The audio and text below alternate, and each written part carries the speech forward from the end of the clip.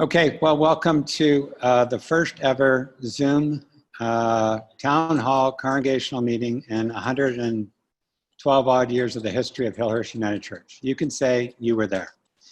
And as I look around the screen, boy, is it ever great to see you. I have missed you. We've missed each other. I know throughout this meeting, you're going to go from page to page, seeing faces and maybe even getting some names. One of the great things about this church is that we all don't know each other. And we do have a chance to offer who we are, where we are, and wherever we're at. So I welcome you to this meeting. I'm going to begin with prayer, which invite you wherever you are to still yourselves, and I'll offer words and some silence. So please join me.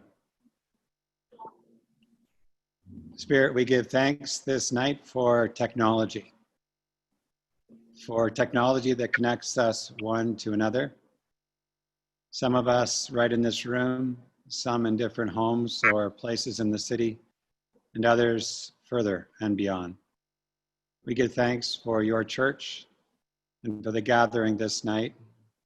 Be in our listening, our storytelling, our remembering, and our dreaming. We remember your world and the world you love. Hold each and every one wherever they are, that your light and love may shine. In silence, we offer our own prayers.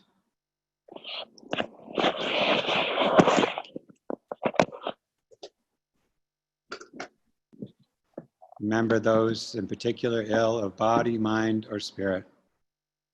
May your love hold them this night. Be with us, we pray. Amen. Thank you.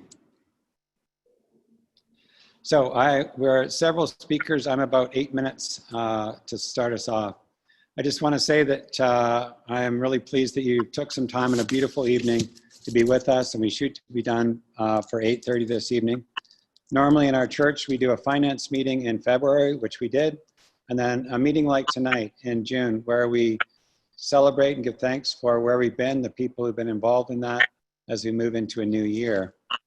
As you think about Hillhurst in the past year, what a year it has been.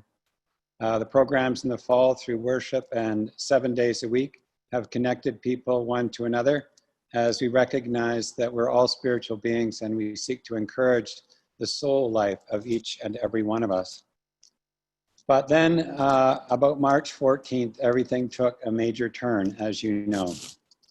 That's when we were blessed to have on our board medical advisors to suggest that Hillhurst close and stop meeting in this site and take on a new form, which we have done. I can tell you in my 30-odd years of ministry, that was a day I'll never forget. The tough decision, the coming together, the announcing to each and every one of you that this would be a new way we would be. And since then, everything has changed. I was on a podcast this afternoon from Toronto. The question was, is this a snowstorm? Is this the season? Or is this an epic change? And I said that I believe that we are living in an epic change in church and indeed in our world. We are living through not just a little blip, but a major change. And so we've tried to adapt to who we are and where we are at in the world. COVID has turned things upside down. Many of you I know have had highs and lows in the past few months. I certainly have. Some of you have been ill. Some of you have lost loved ones through death. Worry about those either in your own family or beyond. This has been a huge challenge, and I believe that this church has done its very best to address this.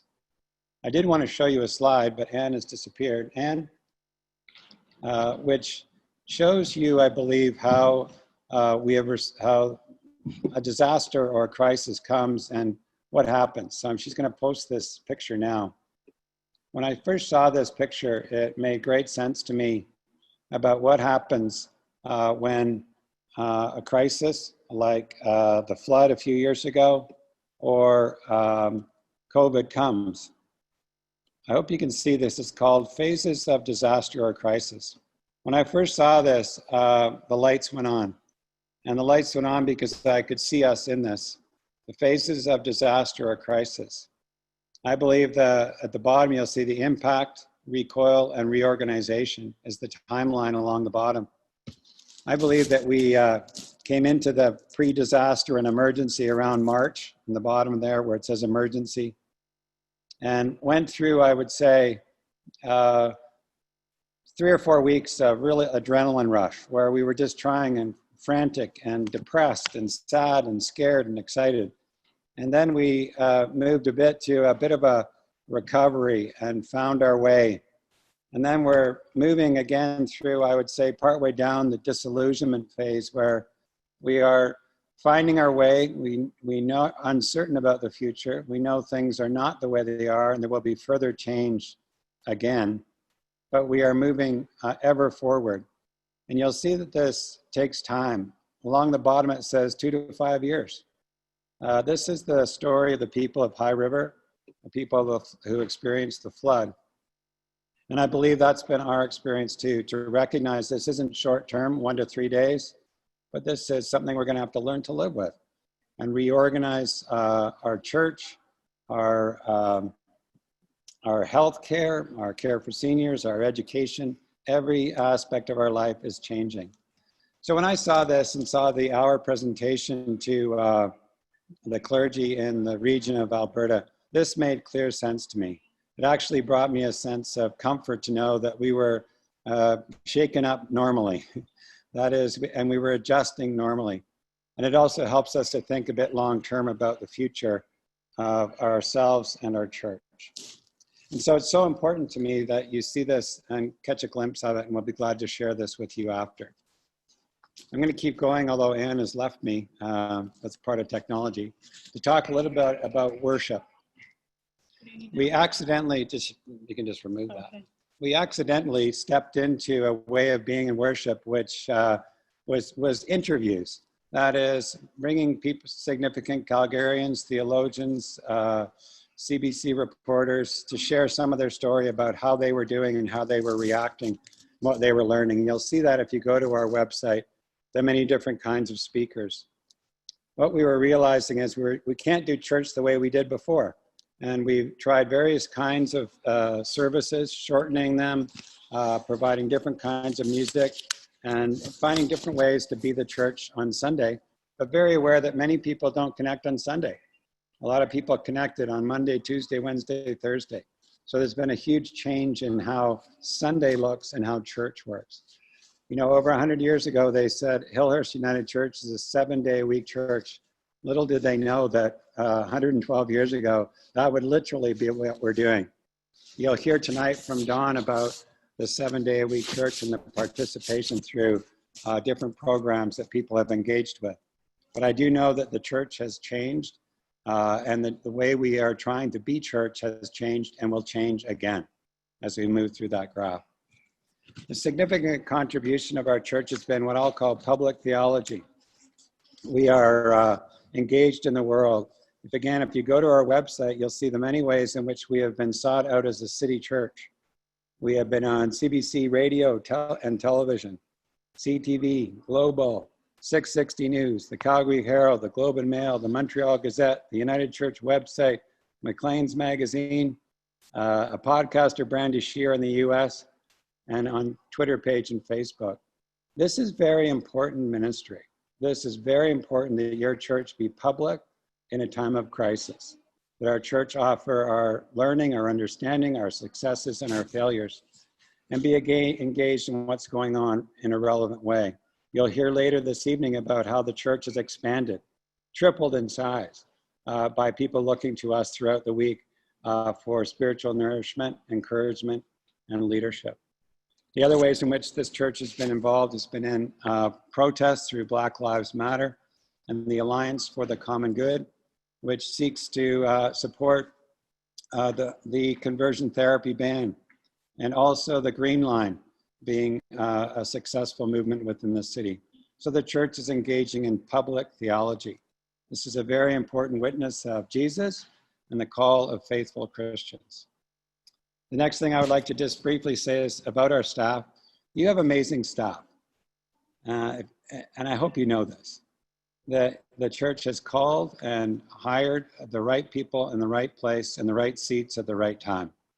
And when you have people working together, supporting each other, showing up and providing new ways of being church, you are very blessed and fortunate. I have never worked with a more competent, encouraging, show-upping staff than now. People just pulled together to work with lay people who also showed up to do what needs to be done. As COVID happened, we were sad that Nancy Shagas resigned, and that's why you have not seen her on Sunday mornings. And we give thanks for her leadership and hope to celebrate that publicly later on in the year. We're also pleased to have a volunteer, Cheryl Millman, from your community step into the congregational seat and to help us with pastoral care and congregational care. This is by providing phone calls to you, emails, and responding to crisis or care needs when that arose as a community. But I do want to say that I believe the staff and the volunteers have stepped up and made everyone know that we're in this together as we seek to do the work of the new church. These are very exciting times we're living in. Theologically, I would say that this is, if you look at Harry Meyer, who was a Vancouver School Theology theologian, told us the apocalyptic time, not the end of the world time, but a time when there's an unveiling. We are seeing what has been hidden and what needs our attention. And so it is an exciting time, although there are scary days and sleepless nights, as we step forward and move into the new way of being the church. Phyllis Tickle was a theologian who said every 500 years, the church in general has a garage sale. And every 500 years, they get rid of stuff and they bring new stuff in. You are lucky to be living in a garage sale. You're living in a time when we are getting rid of stuff. We are welcoming new stuff and new ways of being, and it's a very exciting time. I can tell you that I don't know where we'll be a year from now. I don't know where we'll be 6 months from now, but I'm very hopeful and excited about Hillhurst United Church saying yes, living the core values of our community on a regular basis, and being a city church, and indeed now a global church. And so I believe you need to know you're in good hands with the volunteers and staff who are stepping up. We will continue to ask for help as we go along, but I give thanks for you showing up this evening and being part of the many presentations you'll hear. There will be lots of chance at the end of the evening for questions, and I look forward to those with you. So I'll move on right now to Annie, who's Kleffner, who's the board chair, and she is somewhere in this room behind me.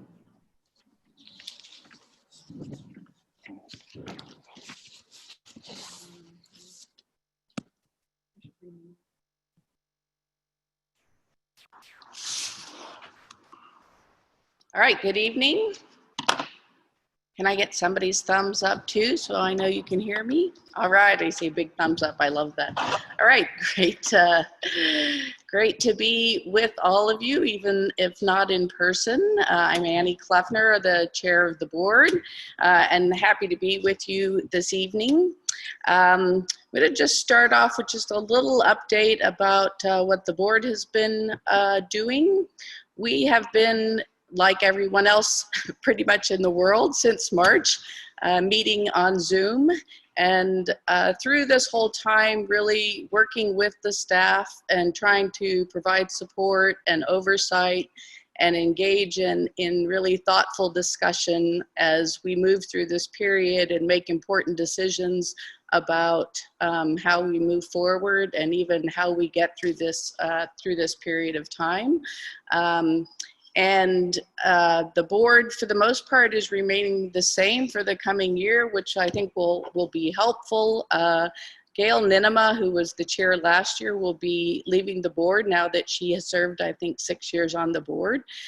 So we really thank Gail for all her efforts and leadership over all these years, and she certainly will be missed on the board. We're in the process of also identifying new members to come onto the board. That will happen over the next little while. We would really like to add some members to show the diversity of the community and just have a more diverse board. So that will be something that we'll be working on in the coming months. One of the important decisions, of course, that the board made together with the staff was the decision to not begin to resume in-person services, but to keep the building closed for now. That was, of course, a difficult decision, I think, for a lot of people because everybody was anxious to see each other face-to-face and in person again. But we made that decision, again, together after a lot of thoughtful consideration, recognizing that the most important thing really is the health and safety of everyone who comes into this building. And we recognize that the effort it would take to keep everyone safe was just too much to take on. And for now, it was best to continue with this journey that we are all on in terms of learning to really connect through Zoom, which also provides us just different opportunities really to get to know each other. Even right now, I see people's names and their faces, and so maybe I didn't know your name before, but now there's a better chance I'll remember next time I see you. So that's great. Also, as you all know, even though the building isn't open, the church is very open. You know, the weekly meetings have continued, spiritual nurture, the meditation group, the book club. I've participated in those and have got to know more of you that way. And so it's been terrific that there has been so much really that the staff has continued to offer to the community through this entire period. And I am certainly very grateful for that. One of the other decisions that we came to recently, again, the board together with the staff, was the idea that now that the building is in fact not being used, it was a very good time to reconsider or revisit the idea that we need some changes and some updates and some improvements to the building. So we have formed a committee to start looking at that. And we know that there are some essential things that need to be done regardless really of any other strategic decisions we make in the future. So we're still in the fairly early stages of that, but we know better washrooms and a kitchen that will serve, better serve our needs as a community and our desire to share a meal together, and also to feed those in our community who need us. All those things, right, are part of that bigger plan. So we'll know more about that as the summer goes on. And then lastly, I just want to say, again, echoing what John just said, you know, the staff at Hillhurst, there aren't enough ways I can acknowledge all the hard work that they do. And they have worked so hard. They're doing such an amazing job. It's been terrific to work with them. But, you know, Sunday after Sunday, Monday after Monday, every time I'm on Zoom doing something with the church or watching a service, I am just in awe of what has happened with our community. So please, everyone, you know, use your clapping hands button so that all the staff know how much all of us appreciate all the hard work that they have done. Because honestly, I can't say it enough. And also just briefly, also just want to acknowledge the continued work of the board as well as other volunteers who are continuing to play a role as we work our way through this very interesting time in history. So thank you again for joining us, and I will continue to see you.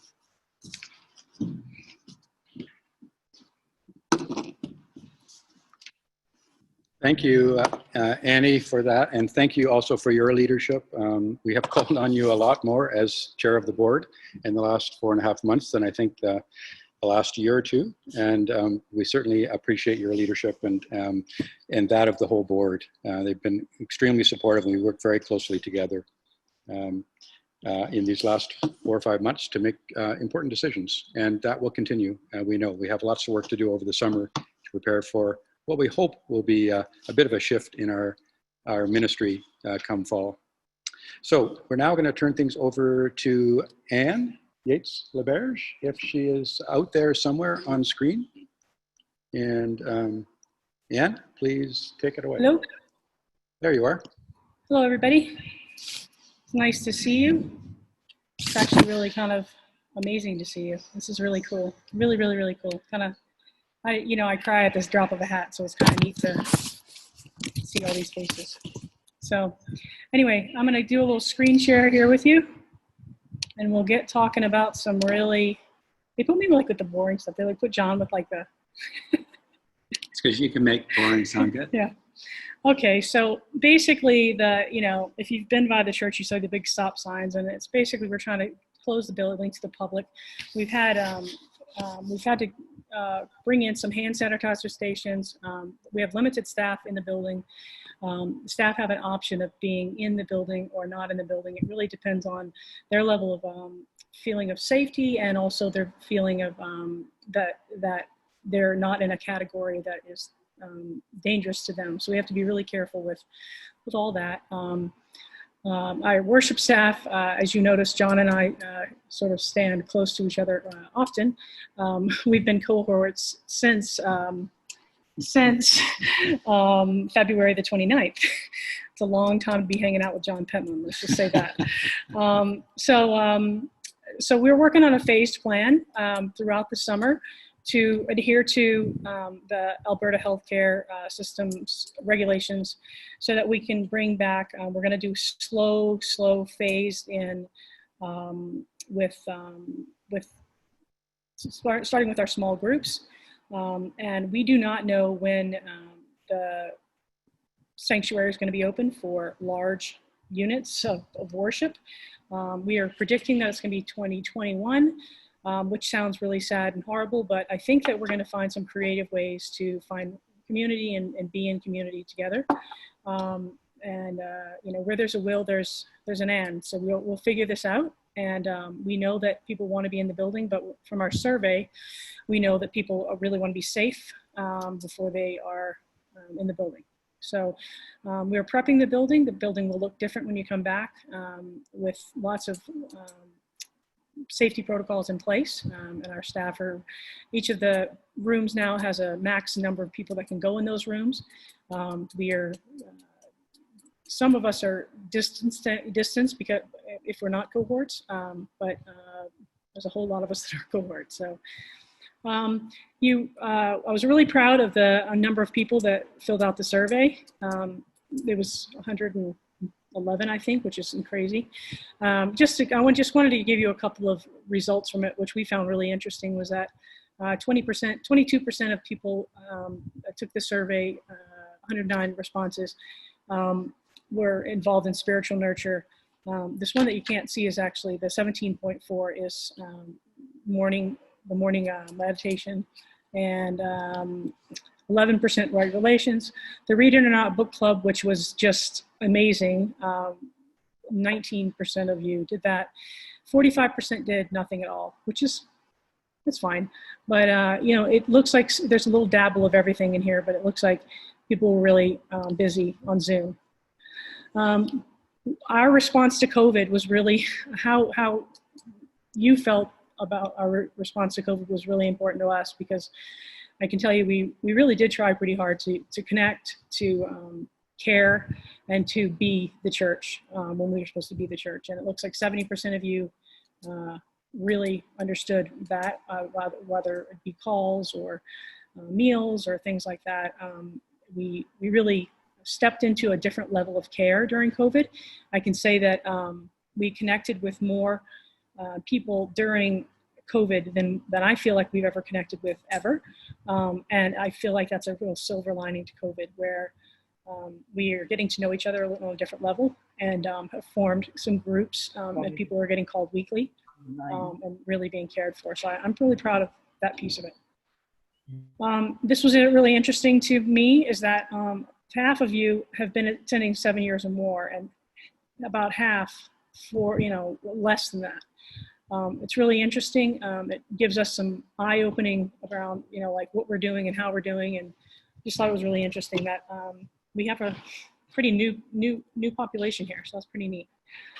Now this is for the nerd friends of mine, and John really loves this stuff. So anyway, we track exactly what happens on Sundays, and it actually helps us with just understanding sometimes what we do. And this is actually, these stats are just on Sunday mornings.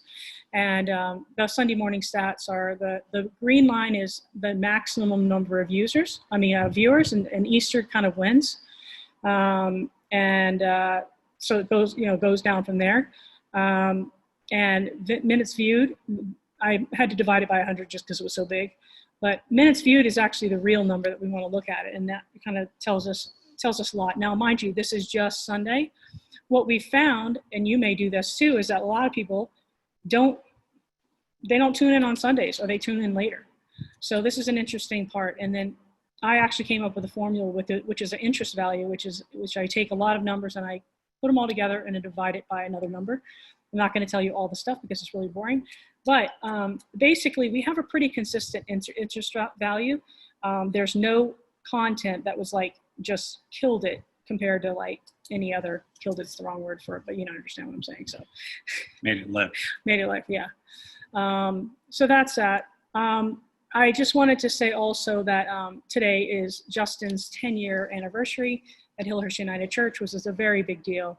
We're really happy about that. And John's 60th birthday is this weekend. So his email address is john.pentland@hillhurstunited.com. If you'd like to send a message to john.pentland@hillhurstunited.com and tell him happy birthday, it'd be great. You're welcome, John. Yeah, thank you. That's about it for me. And now it is Thanks, Anne. Don. Thank you very much, Anne. I'm just going to do a real quick overview of some of the things that have been happening, and I'm going to invite a number of our staff just to say hi for a minute or two and give a quick overview as to what's happening, or been happening at least the last 4 months. So, Did I do okay? and if you can turn your microphone off so I get to talk now this time, that'd be great. You know, you've had 10 minutes to talk. It's now my turn. Thank you.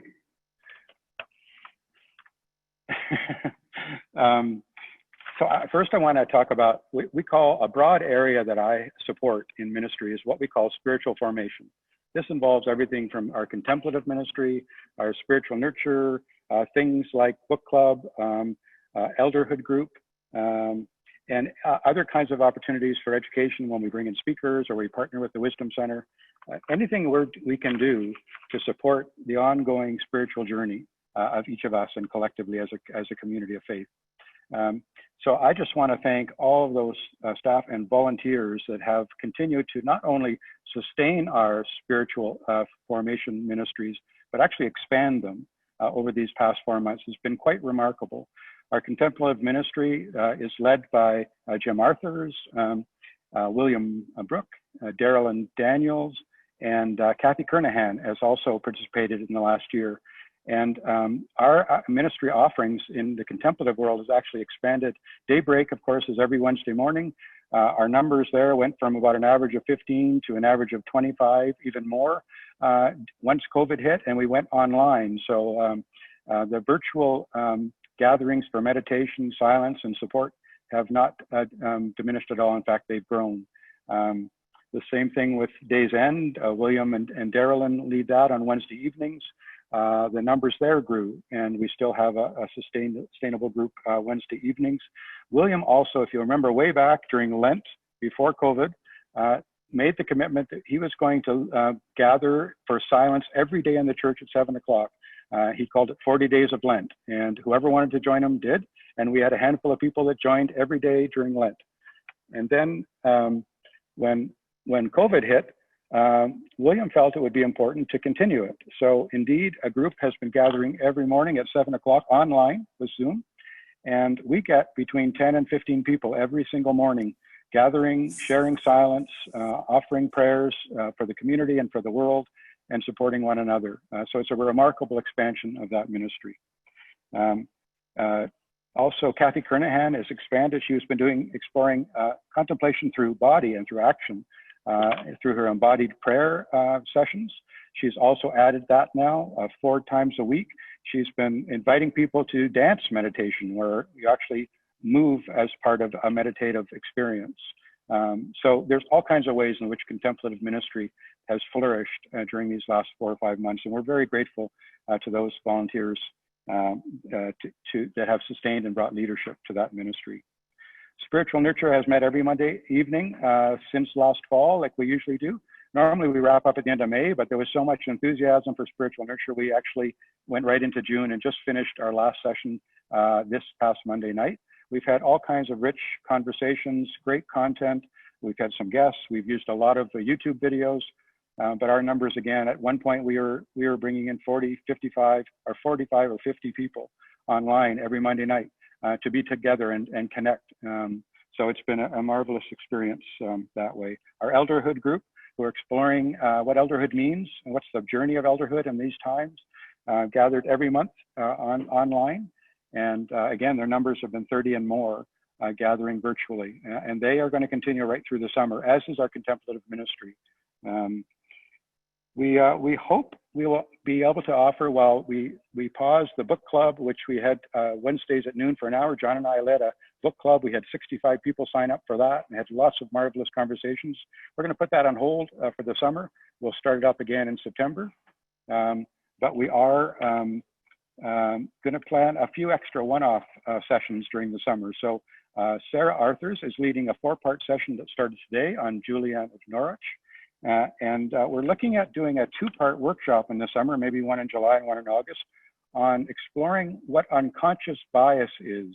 With all the talk of anti-racism and justice concerns in our world, we thought it would be important for us to do our own work around what's inherent or unconscious bias really about, and how does it affect me? How does it live in me? And how can I pay attention to it? So you can look for that as we prepare to announce those workshops as well. So that's enough. There's lots more things, but you can always check out the website. Remember, just go to our website, go to events, and you'll see always all kinds of opportunities to get engaged and involved. I want to just reach out and connect to a few of the team. First, I'm going to ask Keith to say hi and just give us a word or two about affirming ministry the last few months. So Keith, are you out there somewhere? Hello. Can everyone hear me? We can hear you, Keith. Thank you. Okay. Hi, everyone. It's really good to see so many of your smiling faces, and those of you I can't see, to see your names on this call. Yeah, it's a treat. This is the closest I've felt to much of you for a while now. So, so yeah, let me just give you a little bit of update. You know, since COVID hit, things got a little bit busy as we all learned to translate our ministries online, recognizing the need for connection. We wanted to make sure people were still feeling connected. We created an online group on Facebook for LGBTQ2IA folks of faith.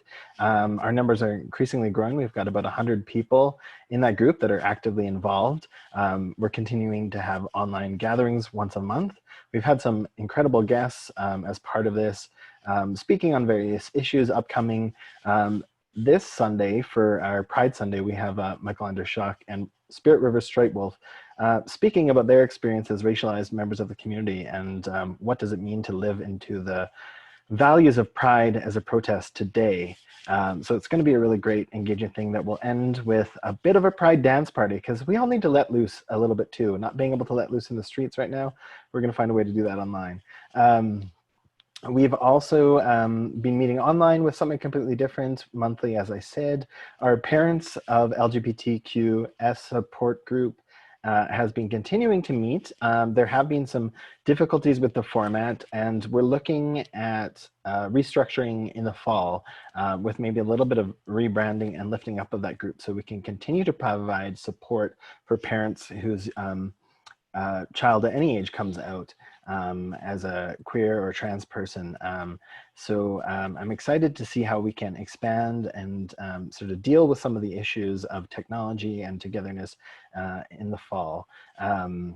We also have created a new, which you may have heard of, a new survivors group for young folks who are survivors of conversion therapy and survivors of forms of conversion therapy, and that group continues to grow as well. We have more members coming to me, and it's a great resource that we have a peer-led support group that is helping others deal with sort of unpacking the evangelical conditioning and some of the issues of self-worth around identity and spirituality.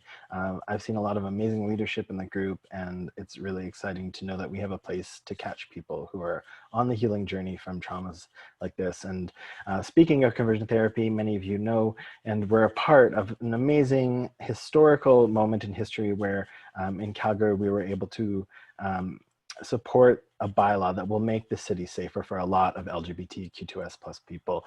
Stay tuned, there will be more work to do as we work on Bill C-8 with the federal government and continue that advocacy as well, which would be an amendment to the criminal code to make more protections for our communities. So we'll let you know all about that. So other things that have happened, Pam Rocker from Affirming Connections and myself, we also created, with the hope to create more engagement, more space during the quarantine, an ongoing bi-monthly Zoom-based interactive video podcast we've been calling Queering the Quarantine. We've had some amazing guests. We had Emily Janice Irwin, the official NDP critic for women's and LGBTQ issues, the only out gay politician in Alberta legislature right now. We had Dr. Christopher Wells, who's been a huge part of helping with writing policy for city bylaws and the movement to end conversion therapy. We had recently Edmonton's Pride Parade Marshal Stefan Udim, the first out transgender model in East Africa, Dayan Monsoon, and the founder of Ubuntu, Juliet Detus, who has been doing incredible anti-racist work in rural Alberta. So we're continuing to see how we can, bring some amazing queer Albertans to the community to have some really great conversations. And so one of the other really exciting things that I'm here. One of the other really exciting things, so I'm not sure if many of you know, but I am beginning studies as well at Vancouver School of Theology and working with the United Church of Canada to become a candidate for ordained ministry. So just in the beginnings of that process, so I'm really excited to let you all know that I'm working towards stepping into this work in a deeper way, I guess. So I'm really excited about that. And one of the ways that we're looking at transforming my role a little bit. We've expanded, so we all know our affirming statement doesn't just include sexual orientation, gender idea. When it was written 10 years ago, it was a broad statement understanding that there are so many amazing intersections of justice issues in our community. You know, whether that we accept the participation of all persons, irregardless of age, gender identity, gender expression, health, race, sexual orientation, differing abilities, religious and ethnic background, or economic circumstance. So we're trying to live into that a little bit. And so what we've started doing, we've created a new group called Social Justice Leaders Group. There's so many amazing people in our community who are doing social justice work, environmental justice work, and we're trying to find ways to come together and support each other. We've just had a few meetings so far as we're forming, and have had an amazing couple of meetings of listening campaigns where we've heard the issues that have been on the hearts and minds of many of the active members in our communities. And if you're listening to this and you're not involved, give me a message and maybe there's a way we can involve you as well. But what we're identifying is how can we step into some action plan for Hillhurst? Because one of our core values is social justice, how can we more integrate the social justice aspect of spirituality into the core practices of our church? So that's what we're trying to negotiate and discover and brainstorm and make recommendations to the board and to communications to see how we can create more opportunities for everyone, including all of you, to step into justice, to live your spiritual values out in the world. I think it's a really exciting thing. So in a way, I'll be stepping into support the broader social justice ministries at Hillhurst. And I'm very honored and very excited to be doing that work. So thank you all. I think that's it for now. I probably have tons to talk about, but I don't want to take up too much time. Blessings. Thank you. Thank you very much, Keith, for that update, and great to have you on tonight. I'd like to go to Alinka. I believe Alinka's on to talk a little bit about children's ministry, children and family ministry during COVID. Linka. Hi, everyone. And I hope everyone can hear me. It's really nice to be here today. Thanks, Don. So children's ministry, it's a little trickier. Children have shorter attention spans than adults, at least at times. So Zoom, yeah, I'm looking at you, Anna and John. So, sorry, I lost my thought there for a second. It took us a little bit of time to get back on track. So we started very simple with just a simple check-in and a chance to give the children a platform where they could see their teachers and to talk to us and tell us how they're feeling and how they're doing. And then bit by bit reintroduced some of our Sunday curriculum back into our Sunday mornings. So we meet every Sunday at 9:30. We have 2 different Zoom meetings at that time, one that is led by myself and Miss Bethany, and we meet with preschool kids up to whatever age children are comfortable to be with that group. And then we also have a class that is for the grades 4 to 6, where they can be in conversation with Miss Jen and Mr. Herman and have some fun with their friends from that classroom. As well as at 1 o'clock every Sunday, we have Zoom meeting that is open to parents to come into and just have a place to gather and talk and I don't know, just be together in a informal setting. In the fall, we're hoping to reintroduce some other parts of our ministry, like Message Church. We're gonna see if we can do that via Zoom in some capacity and possibly do a spin-off of the book club that the adults have enjoyed for the children as well. And then during the summer for 5 weeks from July 22nd to August 19th, we are going to run a VBS camp, a Vacation Bible School, that is gonna be done via Zoom. And I am working to do it slightly different. I'm planning on having a tent in my backyard so we can do it more like an actual camp where everyone can be together and see each other in a different setting. So I thought that that would be a lot of fun, and registration for that is open and online. And that is about it for now, I think. Oh, and also I should mention the camp is free, so please sign up. We have 7 kids sign up so far, so we hope to see more. Oh, more, 10 now, sorry. I haven't looked since this afternoon, or 9, yeah. So it'll be nice to see a lot more faces out there, so yeah. Thanks. Thank you so much, Alinka. Great to see you, and thanks for all your great work over these last several months. All right, let's go to Justin and give us a bit of an update from the music team. So Justin, happy 10th anniversary, Justin. Thank you very much. Yes, 10 years. I can't believe how fast 10 years can go, but it's been an incredible journey. When COVID hit, the music ministry was right in the thick of preparing for events like Choral Fest and of course Easter weekend, which is our biggest time of the year with the choir. But we made the decision to stop all in-person music with the full choir, and we moved to just hymn leadership for the first few weeks while we were still live recording. Since then, we've been having weekly meetings with Lori Follis, Bruce Petherick, and myself in order to keep conversations around music happening and sort of brainstorm ideas and ways that we can continue to connect. The hymn leadership went virtual or distance back in March, and we formed a team of those who were able to isolate themselves. And as Anne mentioned before, the worship staff and basically those who were involved on Sunday mornings had to become a bit of a cohort so that we could still work together.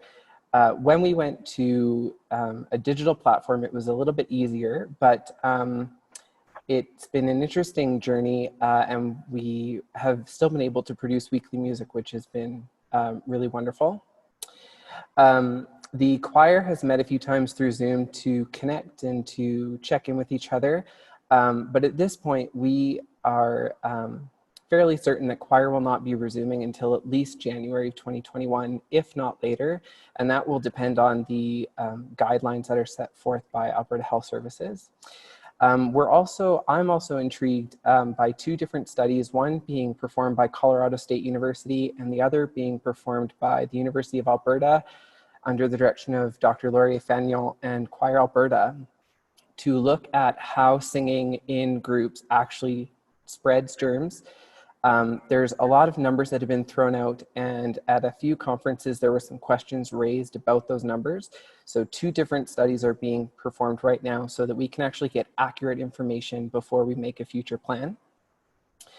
In these past couple months, we've been pleased to welcome performers Alan Monk, Cheryl Chagnon Greyeyes, and Chantal Chagnon, who have offered their gifts for Sunday mornings. And we also had an amazing hymn leadership team. So I wanted to say thanks to Meredith Pethrick, Lori and Kim Follis, Jim Thompson-Goodchild, and to all of those who have offered their talents during this unique and challenging time. The music program will be taking a break over the summer, and we will be looking at planning different scenarios for what the fall can look like for our program. Again, choir most likely will not be resuming, but there may be some virtual options or some smaller group activities that we might be able to look into. So for those in the music department, keep your ears open. And one last thank you to Bruce Pethrick for continuing to offer his gifts through our Sunday morning worship services. That's all for me. I hope you're all doing well, and it's great to see you all. Thank you so much, Justin. Thanks for all you do. Not just music around here. Justin's become kind of the right-hand person for us as a team, doing pretty well everything and inventing all kinds of new ways to do things. So we're very grateful for all your support in our ministry.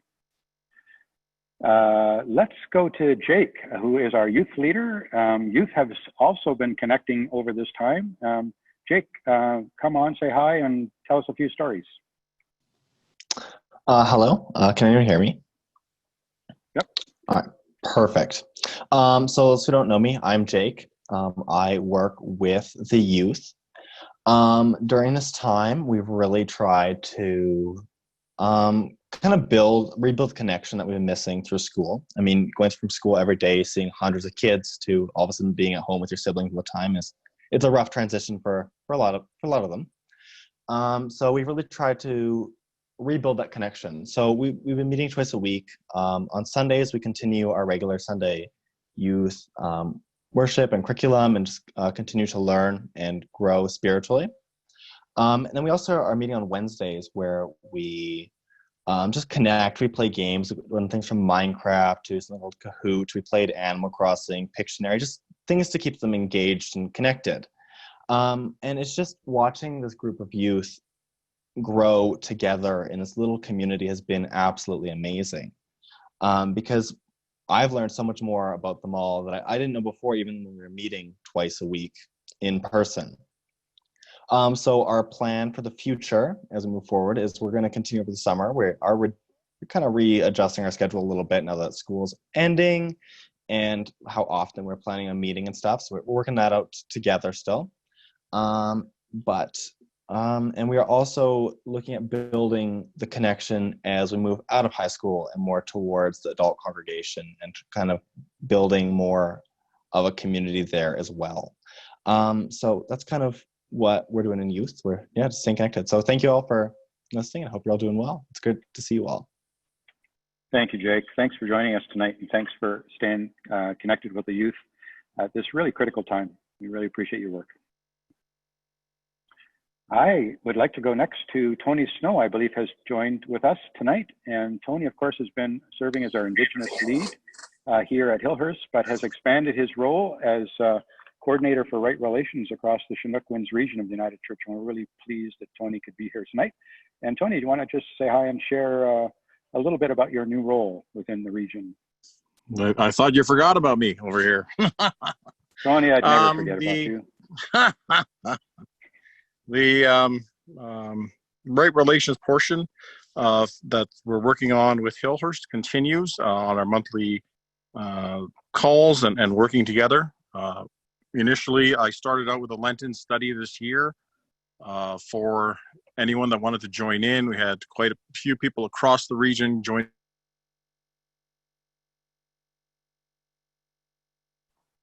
We've lost your audio, Tony. I don't know if that's an internet connection or if it just went on mute.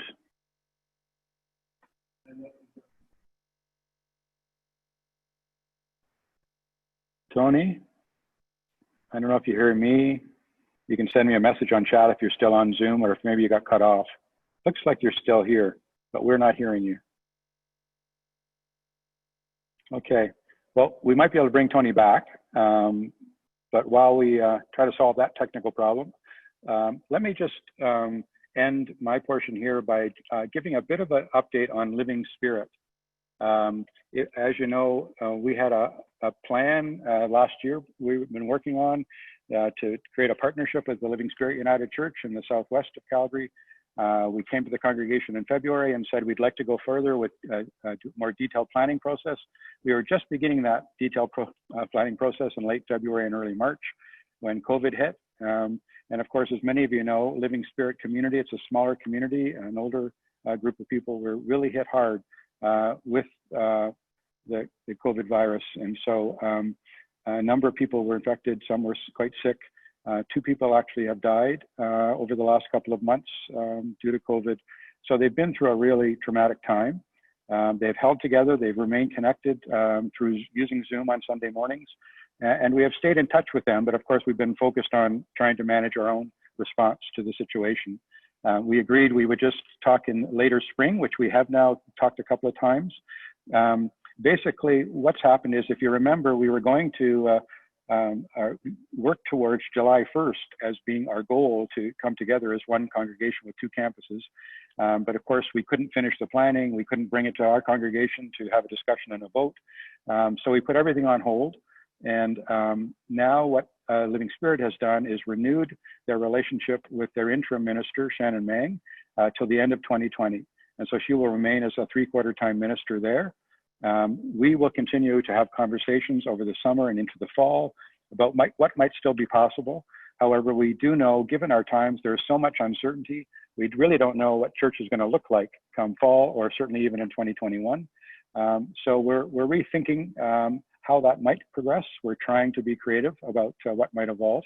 But at this point, it's really quite open. One thing we have committed, though, is to continue to support them in smaller ways over the next 6 to 7 months so that we can continue to build relationships with them. So we will provide some pastoral care support on an emergency basis when Shannon's away. We'll try to invite them more to be involved in our programming. And once a month or so in the fall, we look to inviting them to join us for online worship, as Shannon will take one Sunday a month off. So there will be ways when we'll continue the relationship, and we'll continue to update the congregation as our discussions progress. So that's the update about Living Spirit. Tony, have you reconnected with us? No? Okay. We'll just carry on, and if Tony comes back, we'll get him to finish up his update when and if he returns. So let me, I'm going to turn it back to Anne now. We're going to do, Anne's going to do a brief financial update. So you have a financial picture of what's been happening the last several months. And then John will do a quick wrap up responding to that financial situation. And then we're going to open it up. So we might be a little later than we had hoped. We'd hoped to be about 8 o'clock to start the question and answers. So if you can stay on a little bit longer, we would love to have time to have question and answers. So we might move our closing time from 8:30 to maybe 8:45. So let's go back to Anne now for our financial update. Hello. We good? Okay. Hi, everybody. Okay, so have a little grace with me. This is the first time I've given a finance update, so here we go.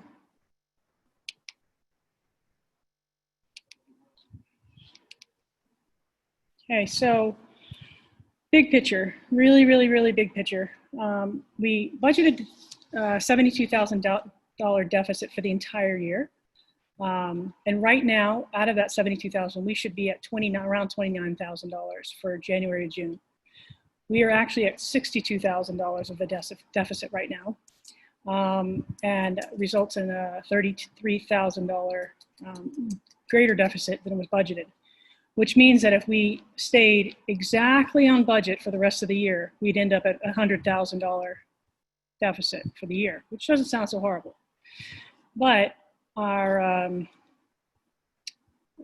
givings are quite a bit down. So we'll talk about that in a minute. So that's just the biggest picture of all, is that we are looking at a deficit at 62,000. So we're almost at where we should be for the year, rather than where we should be right now. It's a little bit concerning.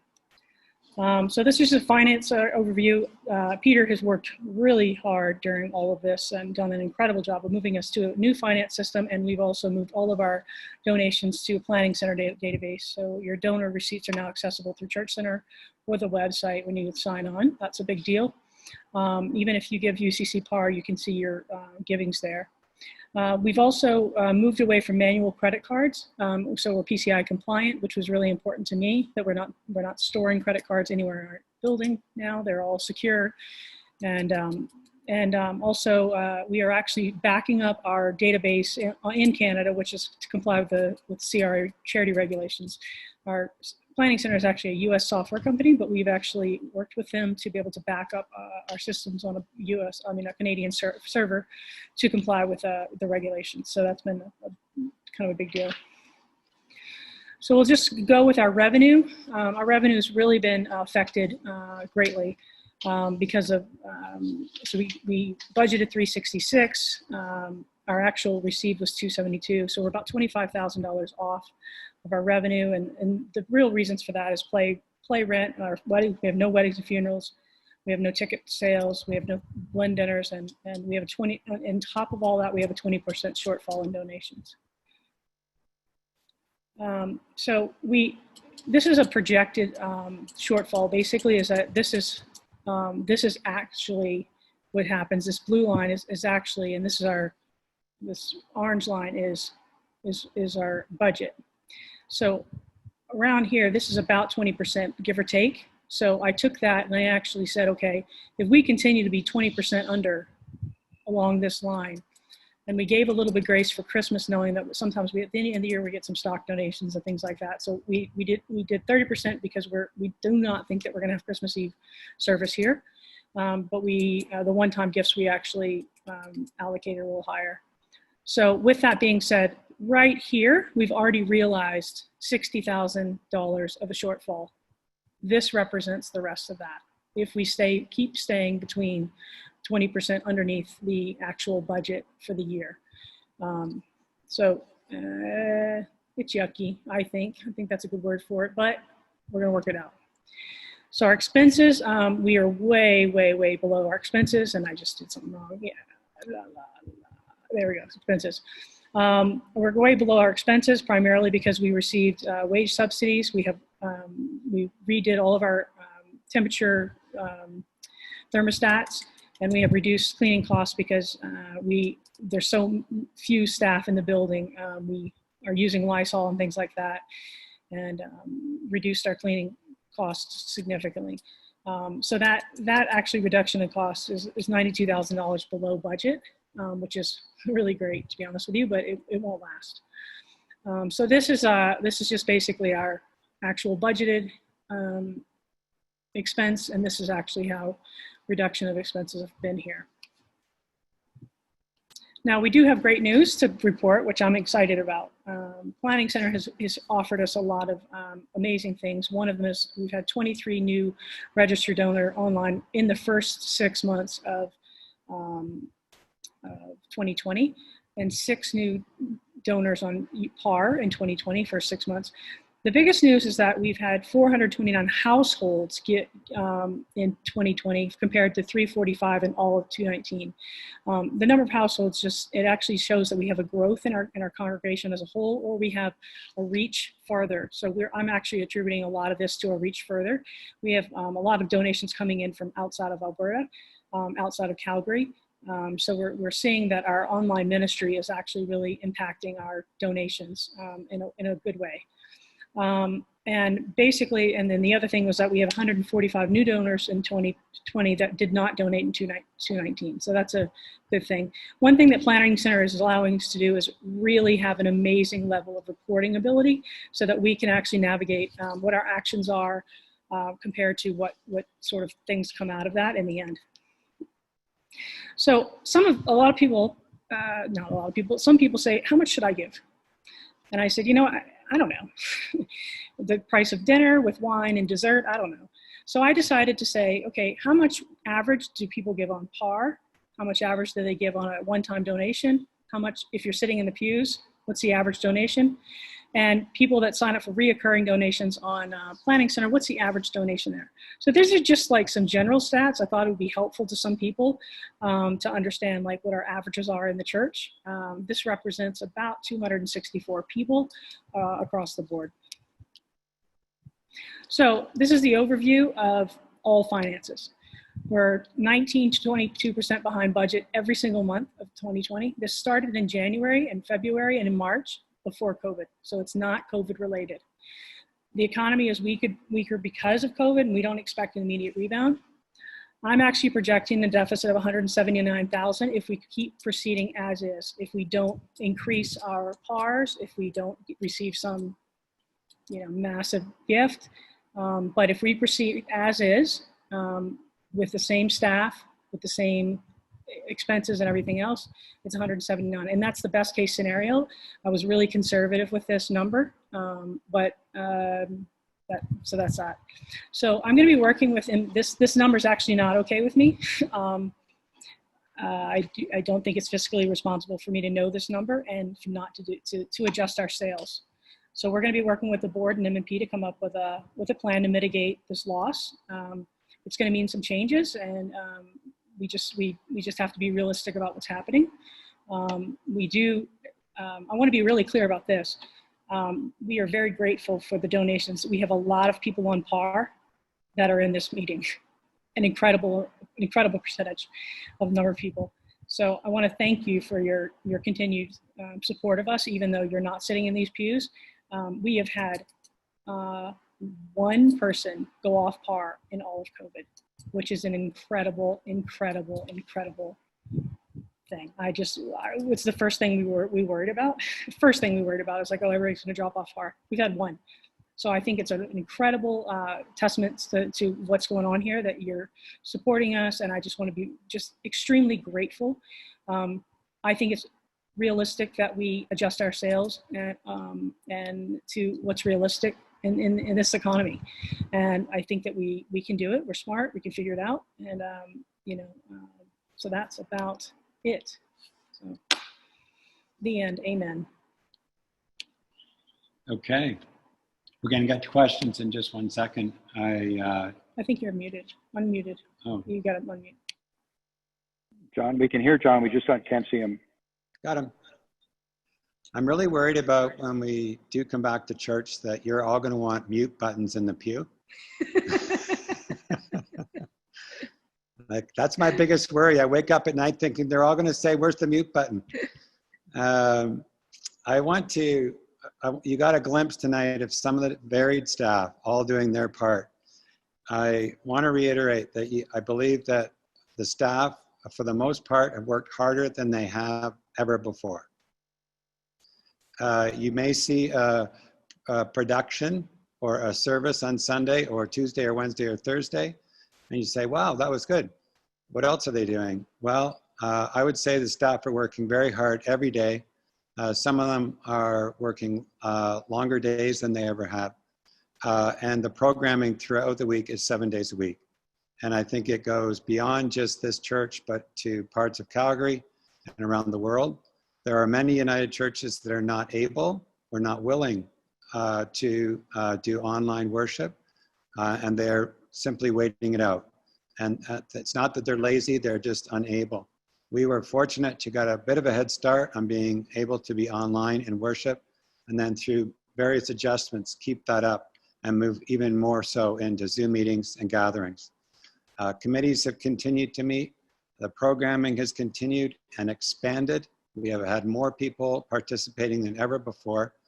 And The worship planning that happens is led by a group of staff and lay people. In the annual report, which will be coming out, you'll see their names and faces. I don't do this by myself. There are many people who step up to make that happen. In particular, I think you need to know that your senior leadership staff, Dawn and Ann and I, are working very closely every day, and then working with other staff, Keith and Justin and others, to ensure that things are happening and keeping speed with the community. I think that you also need to know that the board has continued to meet, and we continue to meet with the region within the United Church of Canada. So everything is going on, even though you may not see it as regularly as you might like. So all of this requires that we offer our gifts of time, talent, and treasure. And I know that some people have lost their jobs. Some people may lose their jobs. My wife, Anna, has lost her job. Others are taking a break or have been asked to take a break, and our economic situations are changing. But you need to know that we need the resources that you're able to share, and encourage you to offer a one-time gift or increase your part if you are able, and that all of this encourages the 7-day-a-week church continues. So this COVID is not a snowstorm. It's not just a quick event. It is going to shift and change us as a church. It's going to change each of our individual and communal lives, and indeed, I believe, the entire planet, as we pay attention to the planet, to God's creation, and to the ways in which we live and move and have our relationships with people of faith and people who claim no faith. And so the work that we continue to do will be all of our work and requires our resources. So they're going to show you a quick picture. If you don't know how to give, we'd love you to crash the internet tonight by making a donation. I will be making one, an additional. I'm on par regularly. If you're able to make a gift and you can do that, don't think that your $20 doesn't matter. It does. And if you're able to make a more significant contribution, we are deeply grateful. So we want to move to questions because we've talked a lot. We've given you just a glimpse, and we thought it was really important to do so. Please keep in touch with us individually or through the internet. We trust that's the best way for you to get us. So I'm going to hit it back over to Dawn. Here's the ways to give. Ann's going to show you. And then we wanted to be as best able we could be in conversation with you with some of the things we may have shared so far tonight. Thank you, John. As you see the screen, I understand Tony is back with us, so I just want to give Tony another minute to finish his update since he got cut off. Tony, are you indeed back with us? That's fine. I can put something out, and it's going to be in the annual report anyway, if you want to. Right, sure. But do you want to just say a couple things about your new work? Just that it's reaching across the region, just that we are doing a number of different events. Check out the Sunday session. I noticed that on that map, that chart that Anne has up, it's probably the lowest attended from all of the sessions. And so that's interesting to me and shows that we do have a lot of work to do in right relations. So thank you. Okay, thank you, Tony. And yeah, we've been promoting every Sunday, Sunday afternoon at 2 o'clock. There's one more session, I believe, Tony, this coming Sunday at 2 o'clock. So these are interviews. You can also see them afterwards. They're being posted. So they're very, very good interviews with the leading Indigenous leaders from across the country and Tony discussing issues really important today in terms of moving forward with right relations in our work. For those sessions, we've had very good attendance, probably 150, 120 people. And so across the country, it's been reaching out to a number of different churches, been a lot of people from Ontario, a lot of people from BC, and then just the work that's being done here is I think groundbreaking in a way, and it's very helpful. We worked with the Affirming Group and Pam and Keith to put together a Two-Spirit event during Indigenous Awareness Week, which hasn't really happened before in Calgary, and was a I think something that we need to continue working with. This bridges a lot of the community and a lot of the work that we're doing sort of within Hillhurst and within a lot of the other types of engagements we're trying to promote. And so those that can take part in that or have interests, that's a very encouraging sign from them, and that's great. Thanks. Thank you. Thank you for being here, Tony. And please look for other opportunities. There's a lot of different kinds of opportunities to engage in this work. We're in a very interesting time with all the issues raised about social and racial injustice. This is a time for us to really step up our reconciliation work with Indigenous peoples of our area. And we're very fortunate to have Tony to guide us and lead us in this area. Okay, we're going to open it up to you now. So we're going to stop the recording